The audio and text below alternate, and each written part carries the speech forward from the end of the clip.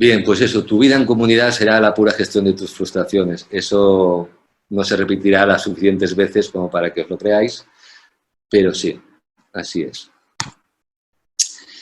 Y ahí, bueno, pues tiene que ver con esa idea que decíamos. Nosotros creemos que en la comunidad vamos a estar por la mañana tomando té y dándonos las manos entre hombres, mujeres, niños y niñas, y casi con los animales y los árboles. Es una imagen que se nos ha quedado de ese paraíso en el que alguna vez estuvimos, por lo menos durante la tierna infancia, en el que no distinguimos entre el yo ni el nosotras, ese estado indiferenciado en el que la comida realmente te llega a la boca, en el que un gato pues, es un ser amigo, puedes hablar con un árbol, con una flor, con una mariposa. Eso se nos queda de alguna manera en la psique, pienso yo, y por eso siempre intentamos, cuando hablamos de Coaldea, es el repetir esa imagen en la que todos nos llevaremos bien, pero que como pasó en el paraíso, pues que también puede tener un fin, ¿no? Aquí me gustó este dibujito y me gustó lo de que una coaldea no es el paraíso, ya he explicado el porqué, pero al menos no te pueden echar, como en el paraíso, que sí que nos echaron. Lo que quería decir con esto era que normalmente en los procesos de comunidad, aquí se habla mucho ahora de crear tribu, ¿no? Vamos a buscar la tribu, crear tribu. Eso en Latinoamérica supongo que lleva años, pero ahora aquí, por lo menos en España, ahora es como el mantra, vamos a crear tribu. Y la tribu no se crea. O sea, o tú eres de una tribu o no eres de una tribu. Porque en las tribus, y pienso más en las tribus que son étnicas, no se puede echar a nadie. Porque como les echa a alguien, ya es como matarlo o matarla. Es como condenarla al olvido y a la nada, puesto que toda la vida forma parte de una cierta cultura en la que has nacido y de eso si se te echa no vas a encontrar nada. Es como un perro que crece con una familia, cuando tú lo regales echará de menos a su rebaño, digamos, a la gente con la que ha crecido. Siempre estará como mareado diciendo cómo puede ser, pero dónde he ido a parar, ¿no? Pero eso de que no te pueden echar también es importante tenerlo en cuenta, creo que luego lo tocaremos en un tema. Lo de los documentos de entrada y salida en las comunidades son muy importantes, tanto las entradas como en las salidas, ¿no? En las entradas tenía aquí una frase muy interesante que me dijo Mabel, 40 años con la comunidad de la CABE, que yo decía, pero ¿cómo hacéis los procesos de entrada? ¿Cómo sabéis qué gente entra y qué gente no? Y me dijo, mira, al principio hay que ser muy riguroso, porque luego solo te queda ser paciente. Quiere decirse que una vez que alguien ha entrado en la comunidad, es que es muy, muy difícil que se le eche, porque la comunidad precisamente una de las bases es cuidar de las personas, intentar no replicar lo que pasa en el mundo, sino crear otro tipo de sociedad en que todos nos vamos a cuidar. Cuando alguien tenga un problema, la comunidad está ahí como para cuidar ese problema. No se echa de una manera cualquiera, a no ser que rompa uno de los grandes acuerdos de la comunidad, que puede ser que entre una violencia tal que sea inaguantable, ¿no? Violencias ya sea sexista, una mujer que empieza a pegar a su marido, un niño que empieza a pegar a su padre o a su madre, alguien que empieza a hablar realmente de manera muy agresiva, o con 4 cositas es por lo que puedes quizá pedirle que se vaya si lo tienes en los acuerdos previos de que eso es motivo de expulsión. Pero ya digo que es muy difícil, una vez alguien está dentro, pues echarlo. Y puede llegar a ser un peso que dure durante muchos años en tu comunidad. Por lo tanto, por eso es muy importante los procesos de entrada, que al principio quieres que venga mucha gente y una cosa va en contra de la otra, ¿no? Quieres que venga mucha gente, pero saltará gente a tu proyecto que la tendrás que arrastrar durante años, ¿no? Bien, aquí ya pasamos a los pasos, que es lo que quería un poco comentar, ¿no? Los pasos con los que iniciaba el título de la charla, pues uno de ellos pues es la misión. Hablamos siempre del documento de visión y misión, todo nace con alguien, con una persona que tiene una idea, esa idea loca, vamos a hacer una comunidad, se lo cuenta a alguien, a otra persona cercana, entre 2 o 3 personas empiezan a ver, con 3 personas ya se puede montar algo. O soñar con algo, con 7 ya se puede realizar, ¿no?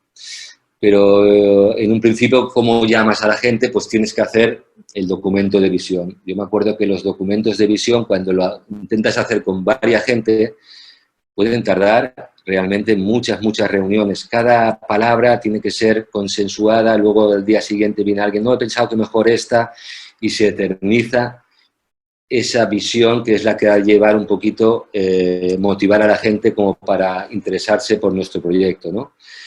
Entonces tiene que ser, como digo aquí, tiene que ser algo que incluyente, que invite a la gente a decir, oye, yo quiero trabajar por eso, pero tiene que ser bastante vaga también para que la gente también pueda ir. O sea, por una parte tiene ese doble factor de que sea definida, para que no venga alguien que diga, yo venía a una rave.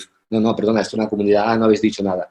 No, tiene que haber algunas palabras, pero esas palabras, como hemos visto en la RIE, que también ahí tenemos la incubadora de Ecoaldeas, mucha gente se pasa mucho tiempo intentando definir esa visión, y esa visión realmente hoy en día ya no queda tiempo de inventarse el mundo otra vez. Ya simplemente queda algo sencillo, que es intentarlo, como decía al principio, pues juntar a la gente para cuidarnos entre nosotras, regenerar el medio ambiente, y casi que cuando viene alguien queriendo preguntarnos por un documento de visión, lo que decimos es decir, mira, te paso el mío y haz un cortapega, porque realmente no pierdas el tiempo en la visión, pierde el tiempo en la misión.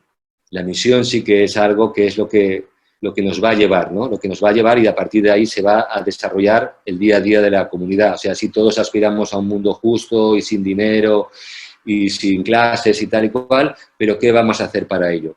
Esa misión es lo que nos va a definir para dónde nos vamos a tirar. En Arterra Bicimodu pues tenemos una visión bastante definida, y la misión también la teníamos definida. Una parte de ella es crear una universidad. Vale, pues para crear una universidad hará falta una estrategia, y habrá que hacer un tipo de acciones, y habrá que desarrollar objetivos para ir avanzando hacia, al final, tener esa universidad.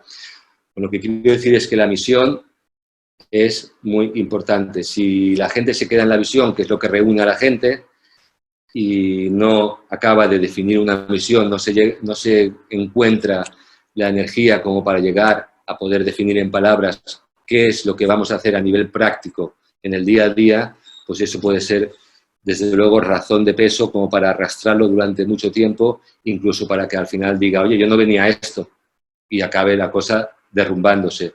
Al poco tiempo, además, porque si no hay cierto tipo de guía, pues es como lo del barco, si cada uno tira el remo hacia su lado, estaremos dando vueltas hasta que te mareas un rato diciendo, oye, yo me he mareado un rato, pero ya me bajo en el siguiente puerto, ¿no? Entonces, un poco la enseñanza de aquí era, no perdáis mucho tiempo con la visión, no queda tiempo para hacer muchas visiones, pero sí perderos un poquito en saber realmente, por las habilidades que tiene el colectivo y los valores, qué misión pues podéis llevar a cabo para realizar una parte de esa visión, en qué vais a aportar al mundo, cómo seréis recordadas. Vale.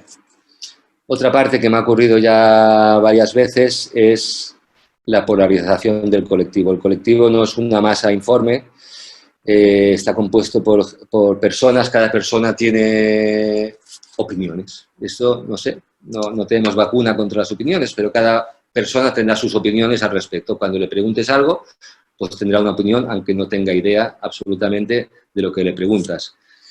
Esas opiniones también conforman pues características. Tú eres una persona ya, digamos, con tus ideas, y cuando surge algo que pueda hacer temblar un poco el colectivo, pues tú tiras para un lado o para otro. Toda la realidad y todo el universo creado es bipolar. O sea, tenemos todo, es siempre o sí o no, o blanco o negro, noche día, todo enseguida encuentra su polarización.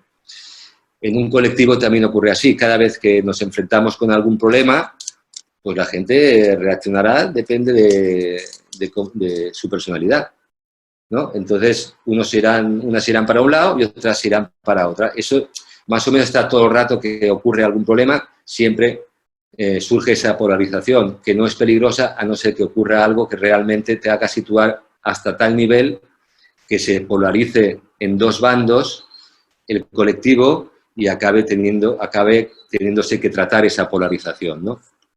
Por poner un ejemplo, en una de las comunidades, no suelo dar nombres de personas ni de comunidades, no me gusta porque tampoco los datos me importa lo que uno aprende de las cosas, ¿no? Entonces, en esta comunidad, pues hubo alguien que pidió entrar y era una persona que había sido guardia civil. Guardia civil, pues es algo cercano a lo militar, no es militar, pero bueno, y tampoco es policía, es algo entre policía y lo militar está la Guardia Civil en España, ¿no? Un cuerpo que antes era militar y ahora ya no es militar. Pero bueno, que depende de cómo hayas desarrollado tu vida, pues habrás tenido más o menos enfrentamiento con alguna patrulla de la Guardia Civil. Resumiendo, se pidió la entrada a la Guardia Civil y hubo gente que dijo, no, no, es que no queremos ni hablarlo. Que venga Guardia Civil, aquí en Guardia Civil no queremos absolutamente para nada. Y hubo otras personas que pensaron, bueno, pero perdona, primero vamos a ver a qué viene, o sea, se supone que lo que queremos crear es un mundo nuevo. ¿Ya qué pasa? ¿Que los guardias civiles hay que matarlos? ¿O los militares, porque también había un militar intentado venir, que no tienen derecho también a transformar su vida? Igual es alguien que ha tenido una experiencia y ha visto que lo que quería era trabajar de otra manera al servicio de la gente. En fin, no sé sus razones, pero lo que no, algunas pensamos es que no puedes decir que no, simplemente porque sea blanco o negro, guardia civil, militar, de izquierdas, de derechas, sino primero pues poder escucharla. Eso produjo una tensión en el colectivo, pues había varias gente que no quería ni oír hablar y que decía, si viene este yo me voy. Entonces, claro, ahí es cuando tienes que decir, hombre, eso ya es un límite, ¿no? Y la comunidad, pues al principio la comunidad va tirando y no hay límites, los límites los van haciendo los acuerdos que se toman o problemas, más que problemas, o dinámicas como estas que surgen y que entonces hay que tomar un posicionamiento. Y entonces el posicionamiento en ese momento podría ser, pues aquí no entrarán guardias civiles. Nada más tener ese posicionamiento, había gente que decíamos, pues si este es el posicionamiento, yo me voy porque yo no quiero pertenecer a algo que tenga ese límite, sin escuchar a las personas, ¿no?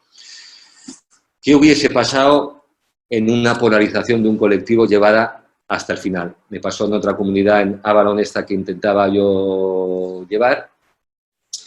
Se polarizó el grupo, yo nunca he sido, o entonces no era mucho de líderes ni de liderazgos, de hecho las comunidades que había intentado formar siempre sucumbieron porque nunca quise asumir la función del líder, porque tengo esa idea de que el líder es lo peor, de que por qué nos tienen que decir por dónde ir, si entre todas podemos decidirlo todo. Y eso es un craso error, que luego igual podemos nombrar. El liderazgo es necesario, pero bueno, en este sentido se polarizó el colectivo de tal manera que surgieron como dos liderazgos.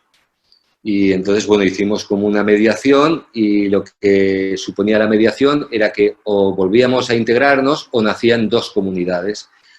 Que nazcan dos comunidades de una sola comunidad podía parecer algo como un fracaso, pero me gustó una frase que también dijo Mauge, que dijo, no sé por qué la gente se entristece por lo que muere y no se alegra por algo que nace. Y me gustó diciendo, es verdad, de una comunidad nacen dos, pues serán dos comunidades. La verdad es que no hay que verlo como un fracaso de ese tipo de comunidad, pero también hay que dar la bienvenida a lo que surge de nuevo, ¿no? Esa parte, pues también era una parte a tener en cuenta. Esa polarización tiene que hacer que permanezcamos siempre dentro de unos límites en los que podamos convivir con el objetivo que nos hemos dado. Llevados un término, si se hace invivible, pues también es valiente y quizá adecuado intentar pensar y enfrentarlo diciendo, oye, y si de aquí surgen dos proyectos y de ahí pues tomar ese camino, ¿no? También podría ser.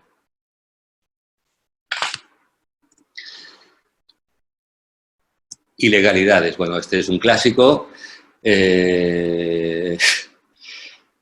Pues tenemos varios ejemplos también aquí, supongo que tendréis todas, pues ahora mismo en España hemos intentado ayudar a una comunidad que se formó en un parque natural. Un parque natural es la zona más protegida, está tan protegida como un paraíso fiscal, o sea, es algo que se ha dicho, de aquí no se puede tocar nada.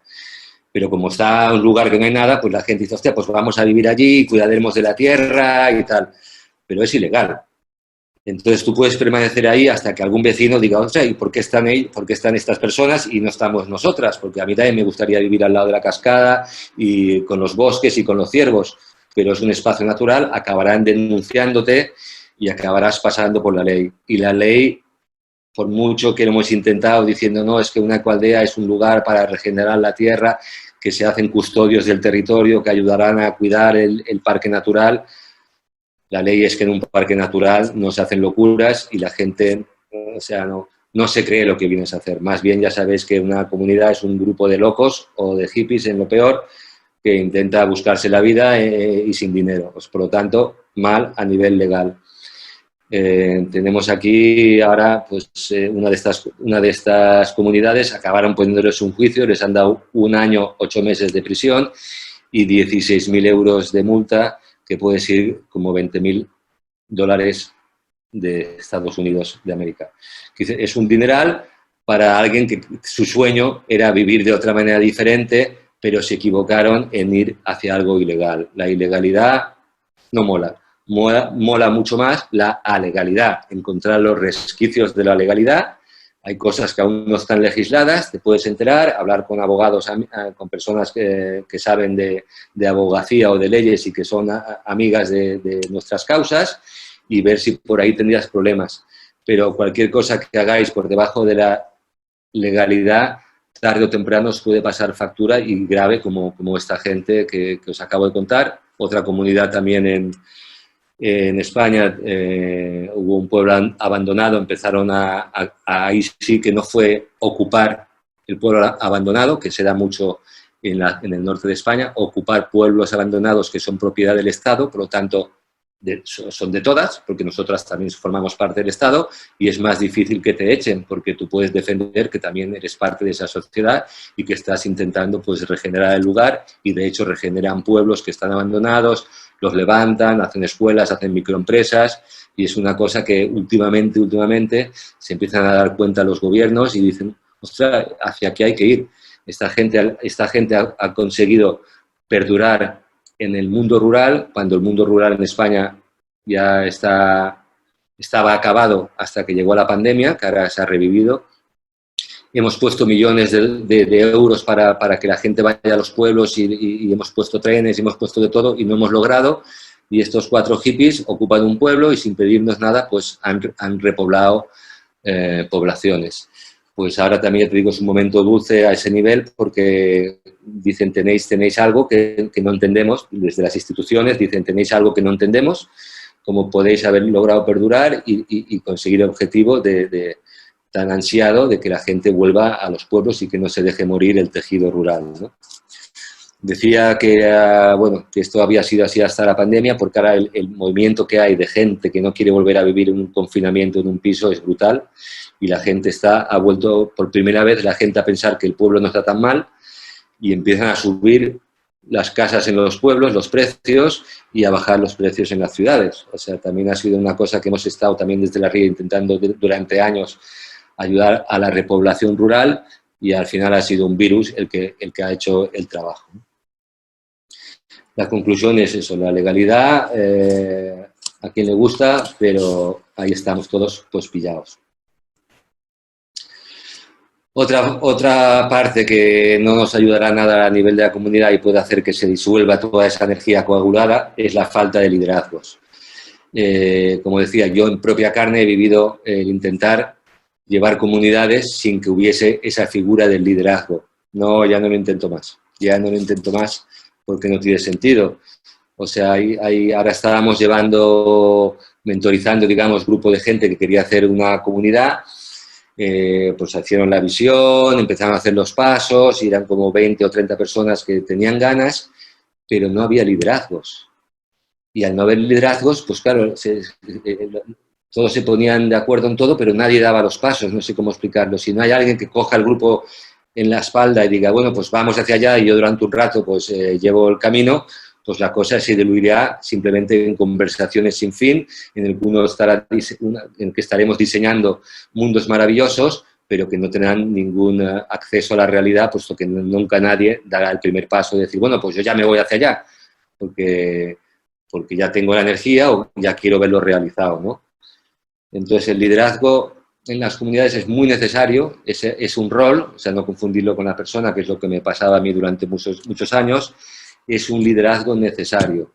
Y una vez se forma la comunidad, incluso es muy necesario que hayan varios liderazgos para que se vayan liderando la cantidad de aspectos que se mueven a la hora de crear una ciudad, digamos, ¿no? O sea, que la gente no se acomode en seguir siempre al que tiene esa energía de liderazgo y que también sepa tomar el bastón de mando y decir, vale, pues yo llevo esta área. En este caso, nuestra comunidad, que era el primer experimento de sociocracia que hubo en el Estado español, la sociocracia ayuda un poco a esto, ¿no? A que no sean siempre los mismos los que hablen, como en el método asambleario, que siempre, aunque es entre todas que se deciden, en verdad, si son 20, 3 serán las que tengan la voz cantante, 7 más o menos las que intervengan, 5 las que digan tonterías y las demás las que se creen calladas porque no tienen las habilidades sociales para hablar y expresarse delante de 20 personas. Entonces esas voces minoritarias se quedarán calladas,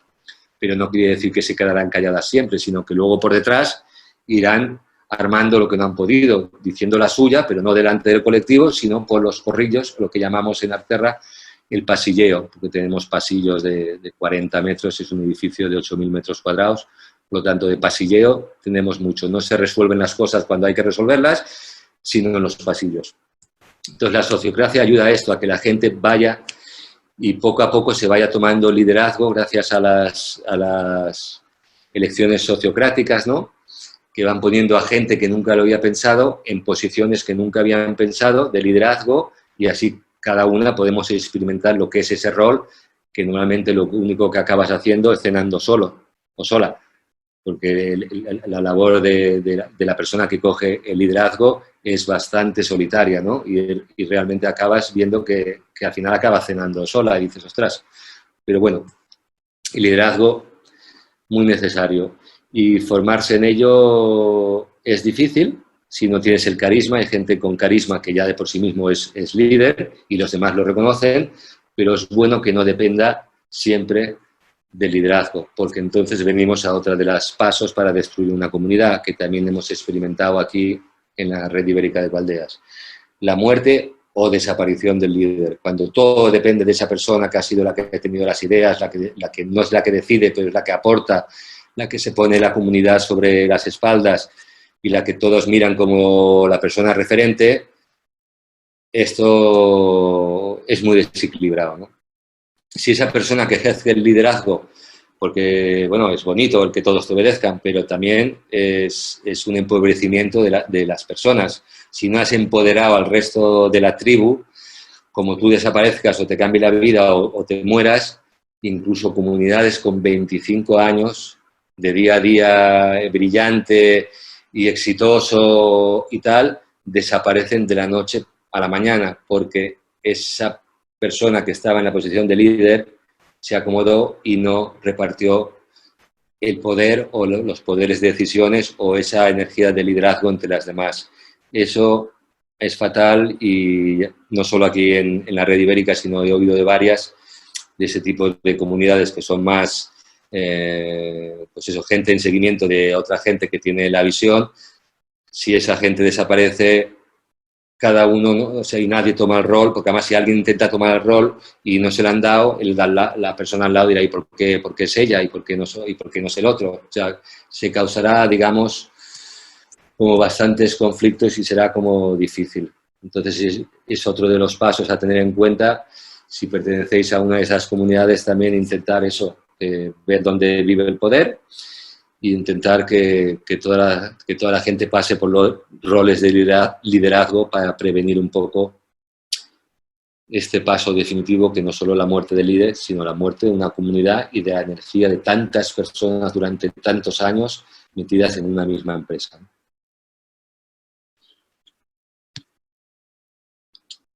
El envejecimiento también se da.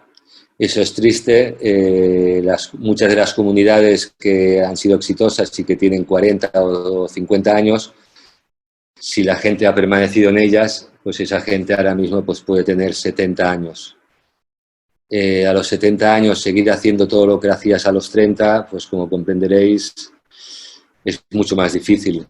Habrás tenido hijos, habrá pasado gente joven, pero los hijos normalmente tienen que irse de la cáscara. Entonces, si se han ido, digamos, la generación joven, en varias comunidades, pues la generación llega a un momento dado que todos esos niños y niñas que crecieron juntas al amparo de padres y madres que creaban la comunidad, pues necesitan hacen lo suyo y se irán a vivir el mundo, algunos irán, formarán comunidades. Si no vuelven esos jóvenes o si no somos capaces de atraer otra vez a otra generación, y será difícil porque si no hay jóvenes, los jóvenes no van a ir donde hay gente mayor, que es lo que pasa en algunas comunidades ahora, que ahora la gente ya tiene 70, incluso 80 años y se fueron los jóvenes, no han conseguido atraer más jóvenes porque nadie quiere vivir con gente de 70 años y el trabajo es el mismo o mucho más que cuando empezaste hace 30 años. Entonces, ¿cómo prevenir eso? Eso es difícil. La biodiversidad que tiene que haber en una comunidad desde un principio, que tiene que haber desde bebés hasta abuelas, eso se tiene que mantener y tiene que haber un ojo siempre pendiente de que esto sea así, porque si no va a ser muy difícil a largo plazo o a mediano o a largo plazo realizar nada y entonces tendrás que depender de personas voluntarias, de personas que vendrán un ratito y se irán, incluso tener que pagar a gente, que eso es lo peor que le puede pasar a una comunidad, porque las economías casi siempre, bueno, no en todas, pero en la mayoría, pues siempre son pequeñas. Y por eso también lo incluí así como uno de los pasos, ¿no? El envejecimiento es cosa a prever con mucho tiempo, ¿no? El generar dinámicas y proyectos y dar poder a los jóvenes para que se sientan que también tienen algo que desarrollar en nuestras comunidades. De hecho, ahora en las comunidades se empieza a poner en lo que son los consejos que vigilan un poco la visión y el devenir de cada comunidad, empezar a poner a los niños y niñas de las comunidades para que también aporten, porque son las que van a heredar, digamos, todas esas energías y las que también tienen algo que decir al respecto. Por eso se incluyó enseguida en el GEN, en la organización que reúne a las ecoaldeas mundiales, a la organización de jóvenes de ecoaldeas, porque son también los que tienen los que tienen la visión de lo que hay que venir. Nosotros la única visión que hemos logrado, la gente que somos adultas, es destruir el planeta. Entonces tiene que venir alguien con otras ideas para ver cómo no hacerlo peor. Es difícil, pero no repetir lo mismo, sino venir e intentar crear otro tipo de sueños colectivos, ¿no? Los resentidos. Una comunidad con éxito acabará siendo tachada de secta. Efectivamente, uno no puede medir hasta qué punto es resiliente hasta que no te ha venido una acusación de secta. ¿Cómo llega esto? Pues en las comunidades, como hemos dicho, entramos con muchos sueños, pero hay mucha frustración y uno está hasta que no puede más con sus frustraciones y se va. Si no tenemos los procesos de entrada y de salida bien definidos, habrá gente que se va a ir rebotada con el proyecto y empezará a hablar mal del proyecto. Son gente que empezará a nombrar pues la visión que han tenido, sus opiniones, y eso hace daño, depende en qué enclaves lo comparten, pues acabará alcanzándote la onda expansiva de esos odios, porque claro, el ser expulsado, mira, he vuelto a poner la misma foto, digamos, son los que cuando eres expulsado de algo que era tu sueño, realmente te quedas un poco tocado, ¿no? En realidad también una cosa que no se habla a veces y que también suele suceder, las tensiones dentro de los colectivos y de las comunidades o ecoaldeas muchas veces llevan a las parejas a separarse. ¿Por qué? Porque las parejas fuera de la comunidad habían podido esconder lo que era la sombra, toda aquella parte en la que no se llevaban bien, pero una vez se ponen a trabajar juntas en una comunidad, cada una empezará a resonar con otro tipo de gente que no había desarrollado porque estaba con esa pareja, la pareja desarrollará cosas que no había podido desarrollar y realmente igual ven que los caminos se separan. Y uno de esas dos personas igual incluso no reconocerá a la que había sido su compañero o compañera durante años y dirán, te han comido el coco y se irán. Y cuando se vaya incluso puede montar tal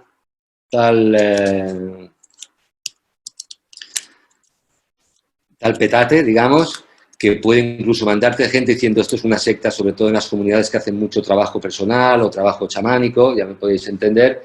Pues aquí ha ocurrido, de repente un día llega una comisión policial, coge a los niños de la ecoaldea y dice, esto tenéis una acusación de secta, y se llevan a tus niños y tus niñas hasta que demuestres que esto no es una secta. Eso ha ocurrido, es real. Y no ha ocurrido una vez, ha ocurrido, por lo menos que yo conozca, dos dentro de comunidades dentro de la RIE. O sea, resolver eso, como comprenderás, hay muchos conflictos que pueden pasar en una comunidad. pero un conflicto de que vengan y te acusen públicamente de secta, eso se va a quedar durante 20 años en los pueblos de alrededor, en todo el mundo, que hable de ello, en los periódicos, sí, aquellos, los de la secta, o sea, es algo que es increíble el daño que puede hacer una persona resentida. Por lo tanto, también os vuelvo a decir aquí, con la enseñanza un poquito, es tener muy claro los procesos de entrada y los procesos de salida. Cuidar muy bien, tal como hay un mentor para el proceso de entrada, que haya un mentor para los procesos de salida, que esa persona que se va resentida, que entienda también, que empatice un poco con la gente que se queda y que no se quede como, pues, como es un barco, digo, no lo tiréis al mar, sino que lleguéis a buen puerto, le deis algo para que pueda, pues, empezar una nueva vida y no se quede con el corazón partido y marchito, ¿no? Digamos.